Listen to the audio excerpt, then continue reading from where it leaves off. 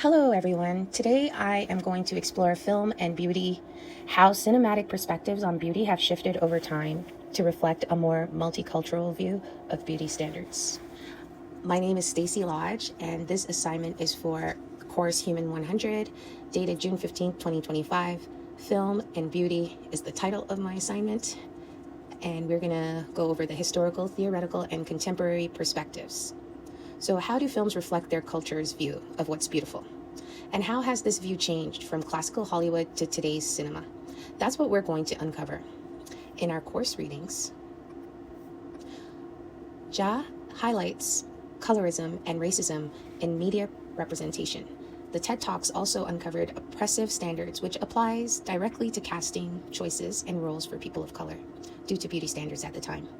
Classical Hollywood predominantly casts white or Eurocentric, white actors in lead roles, reflecting a Eurocentric view of beauty, while BIPOC roles were erased or presented in racist viewpoints. Outside the Eurocentric view, many of these historical films are still viewed as beautiful and globally loved, despite the racial messages in some of these films. I myself even love some of these classics, because audiences tend to focus more on the story and the beauty of the art craft of filmmaking and the feeling it gives its viewers, rather than the treatment and unjust stereotyping. During the Civil Rights era, Black actors like Sidney Poitier challenged these portrayals by reflecting a growing awareness about racial injustice in Hollywood. And by the 1990s and 2000s, Black and people of color filmmakers, actors, and creatives demanded a more truthful view of their stories, adding depth, authenticity, and critique of racial injustice.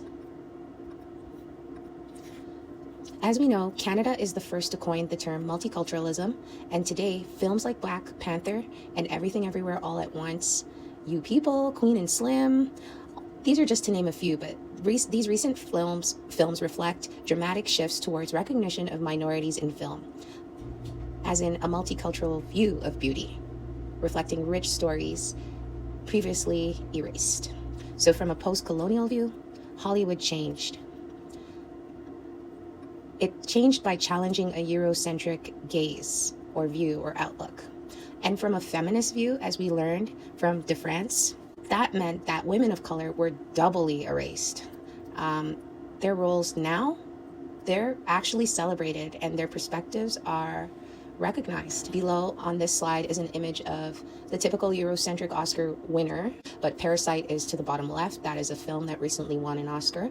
And as you can see, it's a full BIPOC cast. And then above, you'll see just a few of the Black Oscar winners to date.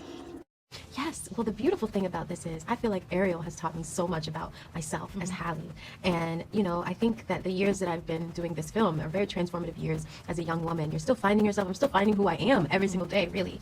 And, these values, these characteristics of Ariel, these traits of her that are strong, passionate, such drive that she has, her not being afraid. I really feel like I truly tried to adopt some of those values as Hallie. And I feel like when we wrapped, I truly felt like those stuck with me. And I was a way different person than I was when I started filming on the first day. So she's truly taught me a lot about who I am and what I can be if only I just go try and work really hard.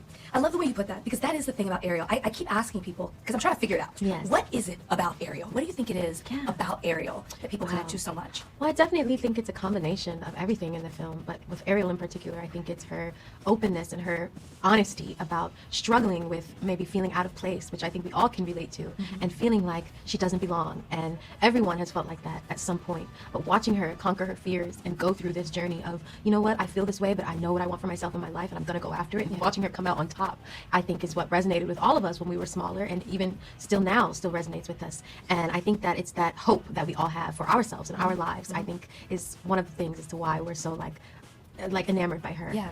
I don't know how, but I know something's starting right now. Watching her be just everything a woman can be, all the layers to us are so beautiful. You can be genuine and kind, but also strong and stand in your power. I just was so struck by her, and I learned a lot. Something about you seems different. I can't quite figure it out. She got legs, you idiot. To come from swimming in the pools with your sisters, pretending to be mermaids, to now having your own doll, which I'm curious as to how many dolls you have. What does this all mean to you? And where do you go from here? You are cemented in history. as Ariel. Thank you. It truly means the world to me to be in this position. I am just, I don't even know. It's just overwhelmingly big. I'm just so grateful. And, you know, people ask me, and I'm like, I'm still wrapping my head around the fact of this. But to be able to see the reactions of these babies and see that it's impacting this generation makes me cry and feel like I'm in the right place. God has done this for a reason. I am just grateful to be here. And that's all I can really say about it because it's so massive Yeah. to me in my head. But regardless of that, I'm just grateful to be in this position. So, as mentioned prior, Sidney Poitier was the first Black actor to win Best Actor at the Oscars. Ava DuVernay is challenging Black women. She's challenging Black filmmakers in Hollywood to tell more Black stories and show Blackness as beauty. And Michelle Yeoh is the first Asian woman to win Best Actress at the Oscars. She's actually a Guinness World Record holder, and that was in 2023. So this is all beautiful, great, wonderful news. And today, casting and stories are more representative of a rich, multicultural view of beauty, reflecting growing recognition of BIPOC. So the view of cinematic beauty evolves alongside society from rigid racial perspectives to rich multicultural stories. And the goal is in beauty with cinema, it is to honor all diverse people and all their experiences. And I just wanted you guys to hear a bit of that from Halle Bailey, who is the new face of Little Mermaid, which was a beautiful film decades ago. And it's even more beautiful now with a new beauty standard, but still all formats were beautiful. It's just so beautiful to see it being accepted and recognized globally. And here are the sources I used for this presentation. Thank you for listening.